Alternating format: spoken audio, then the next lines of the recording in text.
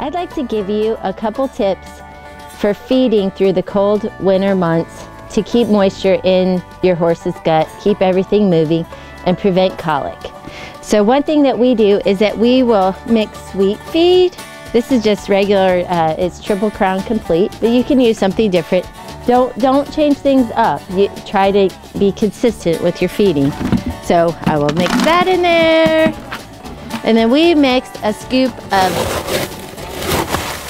beet pulp shreds, and these have molasses. You may want to do it with no molasses, depending on how much sugar that you want in your feeding regimen. Then we just mix that together, and then you mix it all in, and then we add hot water to it. And then another thing that you can do when it's really cold, like if you have a cold snap, and I know, I'm sorry, this bag is a mess, but we'll put some bran mash in it. It's wheat bran mash. And some people will just do a mash. We end up, it gets like so hot cold here, like it'll be warm in the day and then it'll drop sometimes 30 degrees at night. So a lot of times I will just feed a mash all the time. But something you can do that a lot of horsemen do, and this also is controversial because they say it's such a switch in the feed, but they'll just make a warm mash with wheat bran and add that to their regular feeding. And that keeps things flowing in their digestive system also. You can do this any way you want, but we try to mix it up really good before we wet it to make sure you have everything combined together. Then you want to add hot water. If you have warm water, warm or hot water, you can do it and it'll soak up pretty fast if it's hot.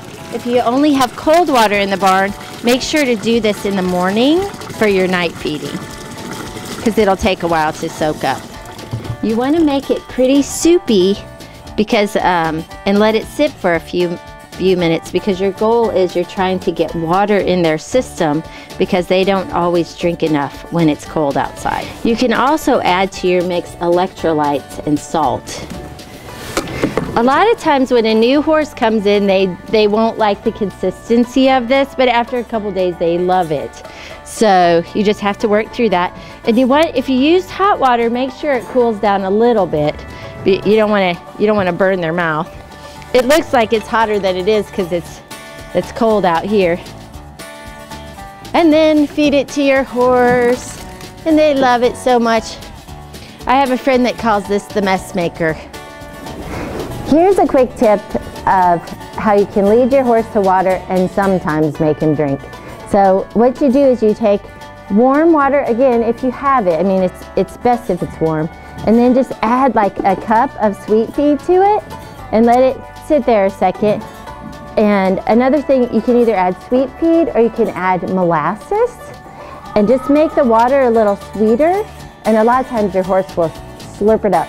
Let's see what Elliot thinks of this.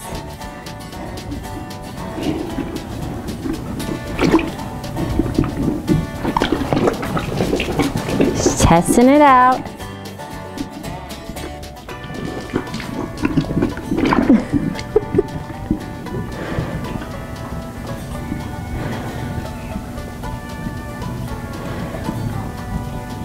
See, if I just had a regular bucket of water, he wouldn't even be interested. You like that? Are you done?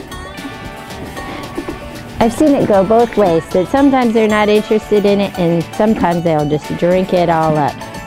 But it's a good way to get moisture in their system.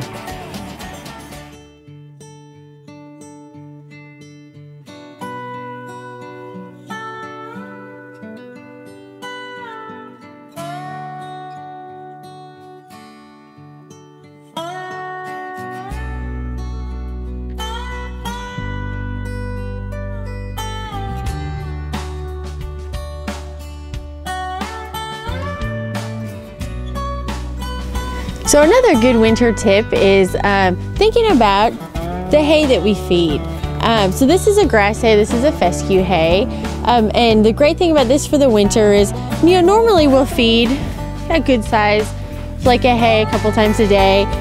With the winter weather, you want to think about doubling or tripling that if it's going to be really, really cold. And the nice thing with the grass hay is you can go ahead and give them really as much as they want to eat and keep it in front of them.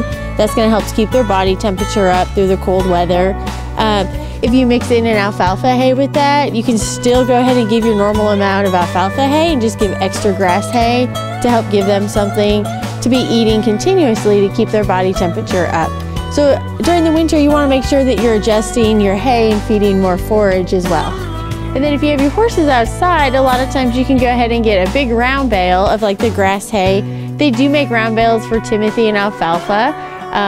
But the great thing in the winter is getting a big round bale, so it would be equivalent of like 10 of these bales of hay, so a big round bale out in the pasture if they live outside, or even if you want them outside during the day and have something to eat. So just make sure you have enough hay no matter where they are to help keep that body temperature up in the winter. So depending on what part of the country you're in, you'll have availability to different types of grass hay. This is a fescue. So as you can see, it's a pretty stemmy, stocky grass hay.